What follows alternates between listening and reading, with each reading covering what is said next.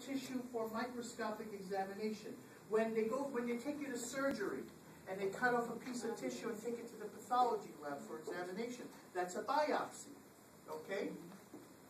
So it's a removal of tissue for microscopic examination, specimens obtained by needle withdrawal, small punch, endoscopy, and surgical removal.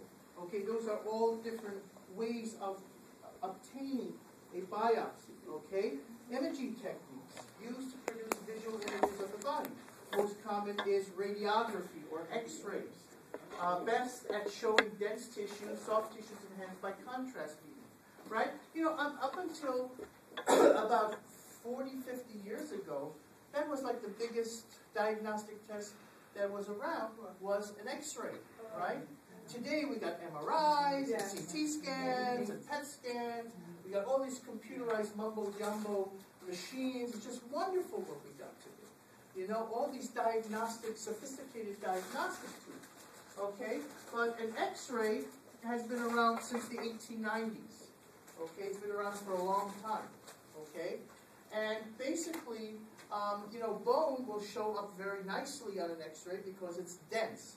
And something that is not dense doesn't show up well. So what do? We have to add contrast medium. You have to drink a solution or apply a certain contrast medium solution in order for it to show up on an X-ray.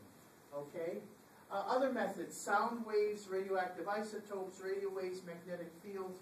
These are other components of what that are utilized for imaging techniques. Okay? Treatment. Okay? Now, what are the different types of treatment that exist? Okay? Well, in the world of medicine,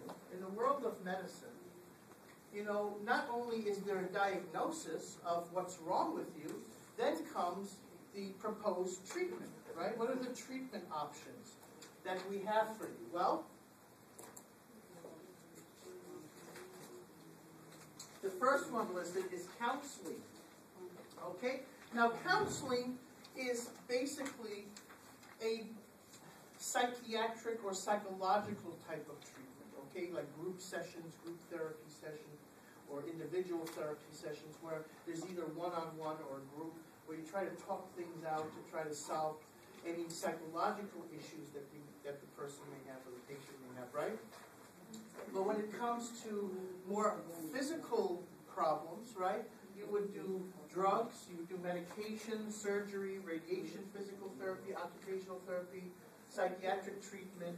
Well, psychiatric treatment basically is broken down into the first part, which is counseling aspect, or psychological treatment, you know, without the use of drugs. And then, of course, there are many different types of psychotropic drugs that would be used in order to treat an individual with psychiatric or psychological issues. Okay? Followed up done with prognosis. Prognosis is a very important term. Once you have a diagnosis, and then you come up with a treatment plan, and then you evaluate the treatment, if it's been efficacious or not, whether it's worked or not, then what's the next step?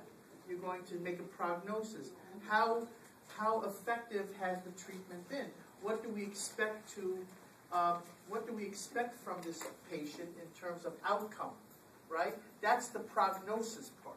Okay? Prognosis is basically to see where's the patient headed in terms of this treatment.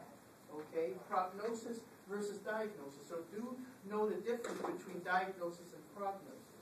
Okay? Surgery. One method of treating disease by manual operations, usually done by cutting an incision into the skin. Surgery is always accompanied with anesthesia, right? Because if you're going to cut, you're going to cause pain, right?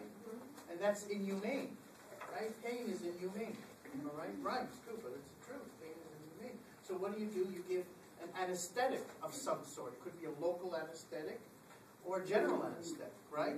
If it's a local anesthetic, right, you're going to be awake during the whole thing, right? I had, during the summer, I had an infection under one of my